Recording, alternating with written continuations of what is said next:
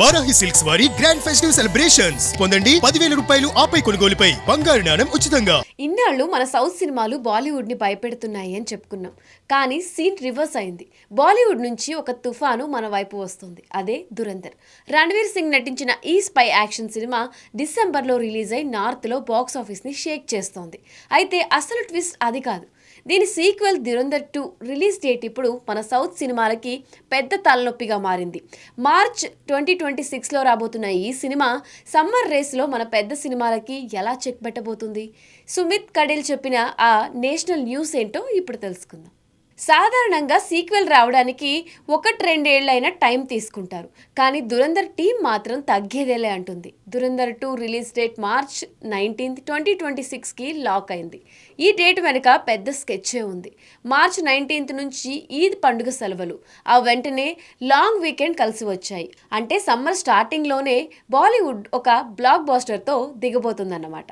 మొదటి పార్ట్ కేవలం హిందీలోనే రిలీజ్ అయింది. అయినా సరే తెలుగు, తమిళ, కన్నడ భాషల్లో దీనికి భారీ క్రేజ్ వచ్చింది. ఈ పర్ఫార్మెన్స్ చూసి మేకర్స్ డిసైడ్ అయ్యారు పార్ట్ 2ని కేవలం హిందీలోనే కాదు పాన్ ఇండియా రేంజ్లో దింపాలని. హిందీతో పాటు తెలుగు, తమిళ, కన్నడ, మలయాళ భాషల్లో ఒకేసారి రిలీజ్ చేస్తున్నారు.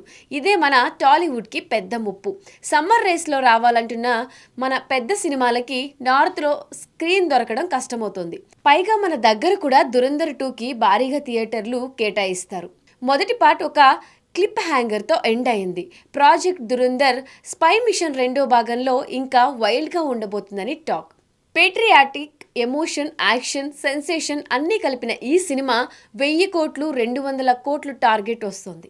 ఇలాంటి సినిమా మార్చిలో దిగితే ఏప్రిల్లో వచ్చే సినిమాకి ఓపెనింగ్స్ పరంగా గట్టి దెబ్బ పడే ఛాన్స్ ఉంది. ముఖ్యంగా యష్ నటిస్తున్న టాక్సీస్ సినిమాకి అజయ్ దేవగన్ ధమాల్ 4కి డైరెక్టర్తో పోటీ అయ్యే అవకాశం కూడా ఉంది. వచ్చే సమ్మర్ మాత్రం మామూలుగా ఉండదు. ఇన్నాళ్ళు మనం పాన్ ఇండియా సినిమాలతో వాళ్ళని కొట్టాం. ఇప్పుడు వాళ్ళు దురంధర్ 2తో మార్కెట్లోకి దూసుకొస్తున్నారు. ఈ బాక్స్ ఆఫీస్ యుద్ధంలో ఎవరు గెలుస్తారు?